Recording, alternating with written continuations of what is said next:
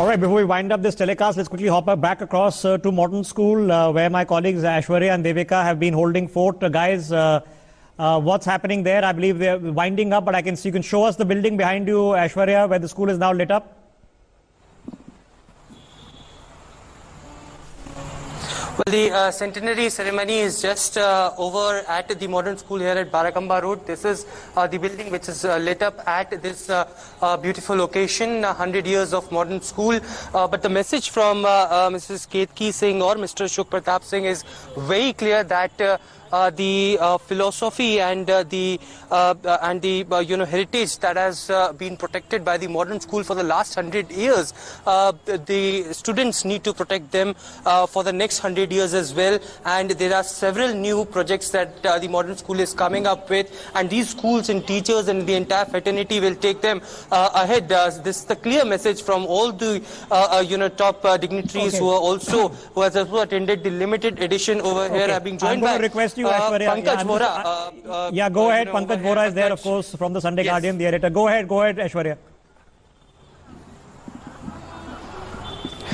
Pankaj Vora, editor of the Sunday Guardian, is with me. Sir, a beautiful historic occasion, 100 years of Modern School. How do you remember this, movement? Well, it is a very, very historic occasion. I am from a rival school. I was in Delhi Public School, Mathura Road. But Modern School is where many of my friends were. This is an iconic institution, one of the greatest institutions of Delhi. And I'm very privileged to be here. There were only 100 people who were invited here, and I was amongst them, and I feel very privileged. This is a school which has great history. It is a school which many of India's freedom struggle heroes, from Mahatma Gandhi to Jawaharlal Nehru to Maulana Azad, and then of course Rabindranath Tagore, they all came here. They blessed the school, and it's come a long, long way. It has been steered to this by successive principals, Kamala Bose, Mr. M.N. Kapoor, etc., and has produced a whole galaxy of people in every sphere.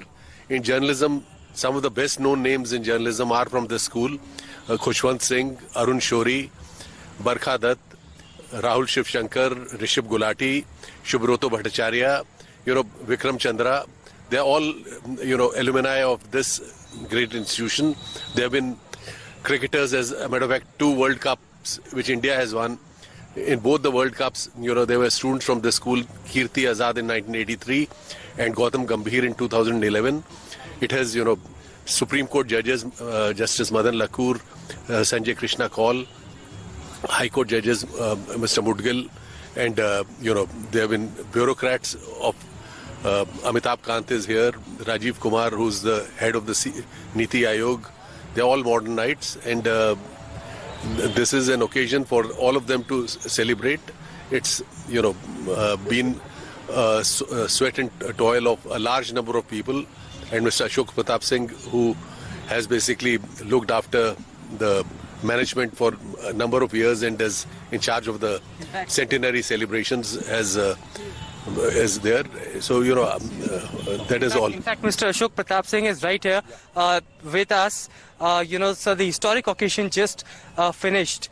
Your message today to the students, to the fraternity of Modern Knights, the teachers, and also, whosoever has been a part of the school for the last 100 years. Thank you for the past, and in future, continue to compete with your vision. So, a beautiful book just launched by the trustees as well, which is just not for the modernites, but also for the, whole lot of educationists, and also for different people around the world. What's the message in that particular book? You'll have to read it to actually find out, but basically, the relevance of that is to try and explain what it is that Modern School tried to do to innovate the form of education at school level in the, city, I say, and therefore the country. For example, the first co-ed English-speaking school. For example, the first school in which the fine arts and later on sports were made an integral part of the curriculum and not simply treated as something extra. So those are all examples of the type of things where what the book goes on to say is how these factors, these thoughts, these actions actually had a role in developing the entire school education process in the city. Lastly, Mr. Ashok Pratap Singh, today at the juncture where modern school is standing at 100th year, what is the road ahead according to you? What you're looking ahead for the near future? The education has changed over the years. The teaching has changed over the years. Learning have changed over the years. Now, what's the road ahead? What's the change that you're looking just from right today? Simply to enhance the learning capability. It's not sufficient to teach well. It's more important to understand what the student is learning. And the whole process of how to teach and what to teach and the way in which to do so, where so much information is available without having to come to school, that is what is important. How to ensure that the values which cannot be provided by the digital process remain as values of good human beings. And that is what actually modern school stands for. You can go to any school and learn the syllabus, but how to be a good citizen, how to be a useful citizen, how to have the capability of doing well wherever you are, that is what modern school will continue to try and imbibe in its students. Thank you so much for joining us on this historic occasion. In fact, some more dignitaries here at the limited ceremony. In fact, Amitabh Kant is joining us. Thank you so much for joining on this historic occasion, sir. You are also a modernite here. How do you remember your days? I have very nostalgic memories. Whatever I am today is because of this great institution, the school. It's left a huge imprint on me. I started academics, but I played a lot of cricket, and I had a lot of extracurriculars. We used to have the Rupak, and I did the lead role in the Rupak. I did a lot of theatre, a lot of drama, a lot of games, and therefore that's all added immensely to whatever I am today. So the school, this is an amazing school. It's the best school in the world. So it's left a massive impact on India's educational system. The students who've passed out here have excelled in all walks of life, and it has had some outstanding teachers and principals who really devoted themselves to the cause of education. So coming back to the launch of modern school here where you've studied, how do you feel today, at the juncture of 100 years? It's a massive time period. It's a wonderful feeling. It's brought back so many nostalgic memories from the time I came here. So I've really lived and grown in this school. And as I said, it's made a massive impact on me, but simply because it's of its vast array of activities. And the challenge then was that you had to excel in sports, you had to excel in extracurriculars, and you had to do very well in academics as well. So all that combined added hugely to the students, and that is what has made them do well not merely in academics but made them do well in life, and that is important. Lastly, Mr. Kant, you mentioned on different works of fields across the spectrum, from sports to literature to arts, and in finance field as well, in politics as well, public administration as well. This particular school has served. What's your hope for the next 100 years at standing? It'll produce very outstanding products of the educational system. It'll produce some of the most outstanding Indians who will excel in every walk of life. But more important than just walks of life, it'll produce outstanding sportsmen, it'll produce outstanding musicians, it'll produce outstanding photographers, and it'll produce people who will excel in all walks of life. How education has changed, if you can just narrate? So one of the key challenges is that education has become so competitive, everybody getting 100%, etc. So what we are producing are not human beings but machines. We are producing robots. And it's very important to understand that how well you do in life is not about getting 100%, but it's very important that you do well in sports and excel in extracurriculars, because that's what makes you as an individual, as a human being, and makes the nation. And therefore, I think it's important to rethink about the educational system, that there has to be, and the great thing is that the new educational policy really brings in that new values and new ethos of education, and modern school really is what the new educational policy is all about. Thank you so much for giving us your time, sir. It's a pleasure to speak to you. There you heard from Amitabh Kant.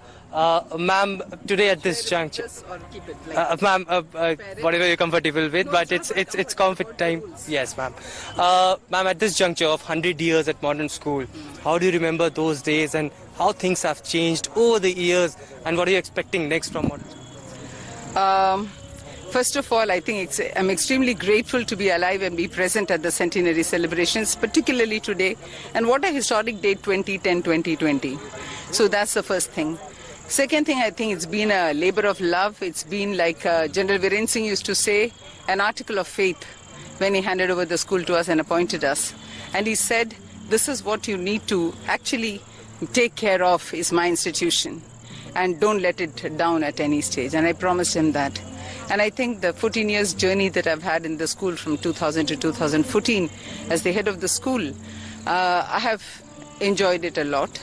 Because this is a place where education in the true sense can be felt, experienced and delivered. Because the vision is such that, as he rightly pointed out, challenging yourself and challenging the vision to get better than ourselves. You know, each time that we do something, whether it was in the field of dance, music, literature, mountaineering, art, craft, everything together, and addressing the left part of the brain, the right part of the brain, the educational sense in its true ways, and caring, therefore, for every single child who comes with a different DNA, a uniqueness, and that uniqueness got celebrated here. And therefore, we as heads of school created that atmosphere for students to do it. You know, Ma'am, just not the learning, but also the teaching have changed over the years. How the rules have changed of teaching, you know, how the experience have changed. And, you know, in this difficult times of COVID pandemic, we have seen online education, which has grown over the past few months. How, you know, you analyze all of these things? So, two things. One is that we are in the brink of the new national policy in education. Two, we have been challenged by COVID. If there is a challenge, there is a solution. And I think schools like this will take leadership in that matter. First of all, we are all talking. I think the new language that's going by is that we are all getting into digital learning and feeling good about it, and the teacher warriors have adapted and delivered it. It needs to be enhanced, it needs to be corrected, it has to be done in a manner which is good quality education. But I, as a teacher, is more than convinced that, you know, irrespective of the kind of digital education that we'll offer, schools offer three things. One is mediated learning. Second is, we are like a daycare for all age groups. It's not about 2 years and 3-year-old children. We are daycare even for the 16-year-old. So the second responsibility of the school is a daycare. And the third is an socio-emotional peer advantage of learning. So these three things can only be done in a school. So in spite of the change and challenges that we see, I think this is very critical and we understand it more than anything else. And therefore, we are dealing with the change. Of course, we cannot will away the fact that the connected world is on. We have moved on from being just a knowledge society to a connected world. We talk of 21st century skills. The other day I was hearing someone say, we are already into the 22nd century skills. And that is of care, cure and caution, connectivity. Absolutely. You know, and if we have to, and community. So these 4 or 5 C's that we are talking about is going to be the 22nd century skills. So when we look at education, it is really, really challenging. But I think we are standing at the threshold, at the crossroads of the new life that's going to be born. But new life without the old one will be incomplete. Thank you so much, ma'am. Thank you so much for sharing those Aishwarya, just views. give me a shot of the school and keep it on the shot of the school, Aishwarya. Okay, I'm just going to take last words from all our guests, and then we want to listen from the author on the other side also. Ashwajit, quick last thoughts, your last thoughts on this centenary day. Great day, great feeling, delighted to be here.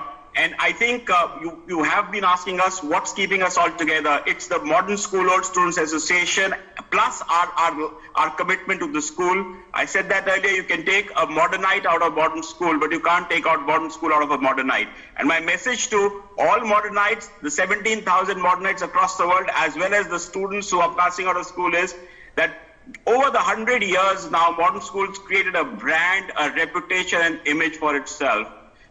It is important for all of us to remember that and continue to uphold the name of the school. We are not just representing ourselves, we are representing 17,000 modernites spread across the world. So we need to keep that in mind and continue to make a difference to the world in whatever we are doing. Continue to show the same kind of compassion, passion, as well as sincerity to do whatever we want to do and whatever we are planning to do. Okay, So great day. Thank you for having us Okay, over. Ashwajit Singh, we'll see you on the panel soon. We'll be discussing the economy. But Dr. Moitra, your last thoughts, ma'am. So, our school is not made of brick and mortar. We've been talking about students, but what about the teachers? So I'm going to just recite 4 lines, which was written by Mr. Ved Vyas for Mr. M.N. Kapoor, our beloved principal. But it goes to all the teachers over the generations, for all the modern school teachers. तेरे चमन के फूल हम हैं, तू बागबां हमारा, तेरे करम ने आज बख्शा हमको हंसी नजारा, रंगो गन से आज सज धज, तेरे सपन के रूप हम हैं, तेरे चमन के फूल हम हैं, महासागरों से हो तुम विशाल, जलकण समान हम हैं, हिमालय से हो तुम विशाल, रजकण समान हम हैं, मेरे गुरु तुम, रहनुमा तुम, तेरे चरण की धूल हम हैं, तेरे चमन के फूल हम हैं. This goes to all the teachers of modern school. Long live modern school and long live modernites. Thank you so much for having us Okay, over. Rashmi ji, your last thoughts, ma'am. Rishabh, I think modern school is an Ivy League school, if there is such a word as Ivy League school. And the motto of modern school has been Nyay Matma Balhi Nen Labhya, which means that perfection cannot be achieved by the weak. So we at modern school were always taught to stretch ourselves to the last limit, to excel and to go beyond. So I just wish that all the modernites who are still studying in school, the ones who've left, should stretch themselves, use the facilities that modern school offered, and make the best and become eminent in their fields, in their chosen fields. Okay, Arjun ji, last words. We've all spoken a lot, Rishabh, about what the school gave to us. And I think we as the alumni now need to do much more for the school and give back to the school. There is the lovely Modernites Trust. A lot of us have given, like the batch of 84, which I represent, gave about 7 or 8 scholarships, of course the highest. But I think there's much more. The institution needs our support. If these wings beneath their wings have to fly higher. And let me say one thing, Neena ji and Rashmi spoke of poetry. I want to just say one thing. MHS war cry was Bole ka bhai bum, bole ka bhai bum. Okay, Ishi ji, last words, ma'am. Last thoughts. Everyone said it so aptly, so I won't take more time. Just to say that my heartiest congratulations and best wishes to every modernite, anywhere in the world, and my deepest regards to all our teachers who have taught us, and just long live modern school and its legacy. Thank you for having us, Rishabh. Okay, well, Dr. Moitra, Ishi Khosla, Ashwajit Singh, Rashmi Vaidalingam, Arjun Sharma, and of course earlier to Sanjeev Chhabra, thank you very much. We're expecting, of course, at now 8 o'clock to reconvene, and we'll be discussing what is the service to the country, what is the service to the future school that now needs to be done. My thanks to all our guests who joined. I'm going to thank you. I want to quickly rope in Professor Batabyal. Now, he is the author of this book that has just been launched. It's called The Modern School. If you can hear us, sir, let me just ask you a very straight question. What was the idea behind the book, Professor? What is this book all about? The school which is celebrating its 100th year, and in this country, very few institutions have survived and sustained for such a long period with a continued sense of brilliance and whatever you attribute that institution with. Therefore, it was a special occasion, and once I was thinking about and I was invited, I thought it was worth our while to see how an institution like a school, which has sustained itself for so many years with continued spirit. And if I write this, we'll have some idea of how other institutions actually can learn from this. Okay, now, what did the research part really work? Because I know you've been working on this project for the better part of over a year. What insights did come out from the research, sir? Professor, if you can hear us? Yes, go ahead. You know, being a historian, we're trained to do research because, as we say in history, past is a foreign country. So, history of this is school. I've never been a student of school history, but since we are talking about history of an institution, I, for example, in this case, went around seeing what actually conveys the different messages that this institution provides us. For example, the magazine, the archives, the National Archive documents, and the school reports, and the reports of this school, their students' profile, how the students thought about the schools when they were in schools, what they did after they passed out from school, and more importantly for me, what are the basic features that I found in the students who passed out in, say, 30s and 40s and 50s and 60s and 70s. Are there any continuing link? And for that, I had to go delve into philosophy and cultural history of this country, economic history of this country. So altogether, therefore, I organized my research in just a panorama which is larger than this school itself. But then it helps because then the school history becomes embedded in the history of the country and history of cultural and social history of this country, as well as the country's history gets embedded into the so let me just pick on that, because what did you find most impactful, when in creating this work? What was the fascinating part of this, Professor? One is the writing process, the way we write, and this book was written of a school which were running, meeting students, teachers, principals, old students. That is one part. But most exciting was to go deeper into what the students were writing when they were kids, and many of the old students were the ministers, leaders of different parties, government, artists, museum curators. So looking at their childhood was the most exciting part, because one could see sometime, one could expect that this guy, because the result. So what we call in history teleology, that you can forecast the future, and so therefore one could see that germs of something of this kind was already there, but sometimes it is not there.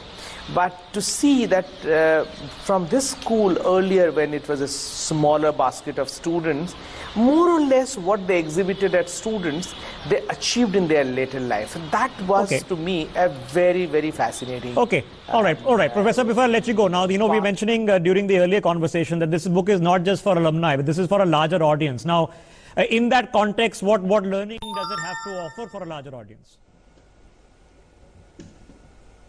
Exactly, you are absolutely right when you say this. This book is, as I said, history of India and history of the time gets embedded into the school's history, and therefore the lessons and the bullet points, as they say today, the lessons that I actually get out of this book becomes practicable, or rather one can implement those bullet points or lessons to larger social life, and in more particularly about the educational institutions in the country. Not just educational institution per se. One, for example, the governors of this school system, the governing system, the board of trustees, had given enormous amount of autonomy to its principals, its teachers, its staff. And this notion of autonomy becomes the lifeblood of this institution. People have done very well. The students have done exceedingly well. Principals have managed the school so well The Board of Managements have brought so many good ideas, and all of this because of this small thing called autonomy. The second was that not just functional autonomy, even for financial autonomy, a lot of good things could be brought into the school in the earlier years because the principals were allowed to go about whenever they heard something new has come to the market, some industrial product.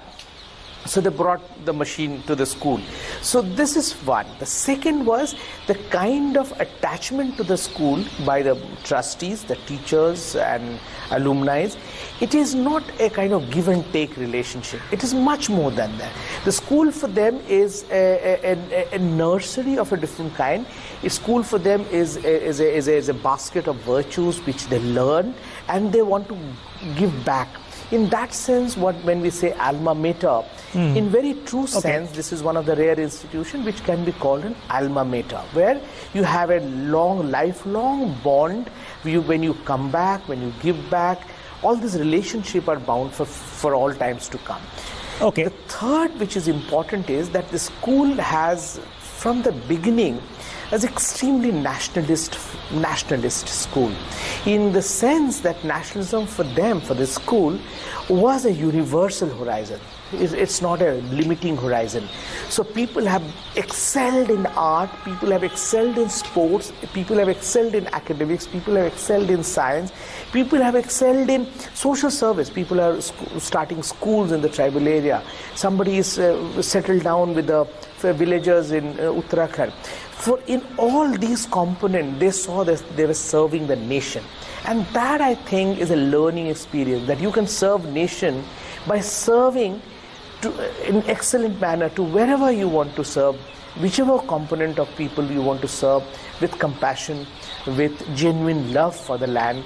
And that, I think, these four elements that I talked about are the learning thing that I learned, and I hope the wider readership will be able to glimpse through these learning modules that I thought the school have. All right, quickly, Professor, before I let you go, just a couple of minutes, and I quickly want to touch upon Live on the School once again before we wrap up this telecast. How important is it for us to draw on these models of excellence, at a time when the medium of knowledge dissemination, the change that is happening at this point of time, not only in this country, but across the world, digitization, edutech that is coming up. What is the modular lesson to be learned here? Whichever, because there was a time when manuscripts used to be learning model and there's no literacy. When then the printing press came, that means the technology changed, a new model of learning came. And then when the technology books came, and after books, the television has come, now your digital thing has come. So technology will keep changing, and with every change of technology, the module of transmission changes. Now, in this model, what remains throughout is a kind of how do we attach to learning and knowledge production, as they say now. But how do you attach yourself to the issue of learning, attachment to the notion that what learning does to the larger humanity. Right. I think these core principles have remained, and therefore, no matter whichever technology comes, whichever technology becomes the medium of transmission of knowledge, the core principle remains. So therefore, the school, for example, when it was started, books, curriculum were drafted here. Now curriculum comes from outside. Many of the things were done here, basic training, for example, functional training, tourism. They was to travel. The students went to Mohenjo-daro, Harappa in the 30s and 40s. They went to all places in the world. Now, through that they were learning. That means even today, it is not just digitally you are hooked onto the television or to the screen, but you go out among the people, go out among the village, go out in the hills and learn something. So that is mean that you attach yourself to the field about which you are learning. That will remain. So that the school has always provided. Okay. And I'm glad even in the digital world, they're trying to take the students out to the people, and because we learn from people. So that is one lesson that will remain there. The second is, what is this learning about? I think modern from the beginning, as its founding fathers, founding principals and founding teachers and students got together and learned, is that learning with compassion. Learning does not mean that you become arrogant, you become detached from society. You have to, the learning makes you actually realize that you are in a country where very few people initially, now Well, Professor, I'm sorry to having to interject you, but we're running short of time, and it's been fascinating listening to your perspective coming in after having spent a year and a half researching this, the role of the school in the larger context of education in the country. And of course, the book is now launched and available, and we'll be sharing on our social media handles where you can get it as well. But for now, Professor Batwayal, thank you so much for putting this book together and for speaking to us right now. Can I take the opportunity, Pankaj, can we hop across back to Aishwarya and Devika, please? Pankaj? Okay. Okay, guys, before we wrap up, can you just take a long walk, the best that you can, for the people who are watching, who are, of course, unable to take part in any ceremony. All the grand plans this year have come a cropper. Can you just take as long a walk as possible, and then Devika can talk us through what she's seeing? Well, it's the wrap here from the centenary ceremony, but of course many things are going to come ahead for the next 100 years, as the modern school just celebrated its 100th year. What's the highlight of the day, Devika, according to you? What has Ashok Pratap Singh said for the next 100 years? What's the mission now of the trustees, of the presidents and the board of members of the board? Yeah, Aishwarya, if you are in a position to actually move the camera around, just show us the place, because we've had plenty of time to talk. Let's take a small chance to see what's happening. Okay, if my video journalist Ajay can just take on the camera, and if you can just move around along with the live source, and then we can just talk about how it's yeah. Here we go on. So Devika, yes, you were telling about the highlights, what the Board of Trustees have decided, and what have been said on this historic occasion. Absolutely. Like I said, this is what they've basically talked about, how the legacy, Aishwarya, has to continue. Several new excitement announcements have also been made by the Board of Trustees, which of course will be exciting several modernites, the generations that will go through these red brick walls now. But like I said, the whole point of today, Aishwarya, if you ask me a specific highlight, was to just watch this. If I'm going to request our cameraman to just show this building one last time to all of our viewers watching today, in all of its glory, just this building lit up is what modernites were waiting to watch, and we are glad that through NewsX we've been able to bring them that particular experience, taking them through this wonderful journey, tapping into the nostalgia, tapping into the history of modern school, and that of course was the purpose. Once again, let's focus on the building here as much as we can, because this is what symbolizes modern school, right? Like I said in the beginning, Aishwarya, it's not just a historic moment for modernites, but it's a historic moment for, I would say, India and for Delhi as well, because it's been a long 100 years for all the since people who can't be there. To 2020. Yeah, just show us modern as much school as you can. has been standing strong and tall and absolutely glorious. Of course, giving us some of India's most important figures. Several icons have now graduated from modern school, and like I said, Aishwarya, that's going to be the legacy going forward. We want more and more people, of course, more and more leaders of India to be born in this particular institution, because that, like I said, is the legacy, and that's something that we are celebrating and we are marking today. We will be joined by some of the most eminent personalities of India at 8 p.m. tonight on NewsX for a very special telecast, from all right, guys, thank you for that lovely glimpse, especially for people who are watching and for people otherwise getting an introduction. And I've had the privilege over the past few months putting together hundreds of hours of programming of leadership, wealth creation, excellence, service in this country, from all sorts of institutions, from the IITs and the IIMs that we talk about, from various schools, from various parts of the country. And it was a moment of recognition of an institution completing 100 years. And you had a glimpse of the people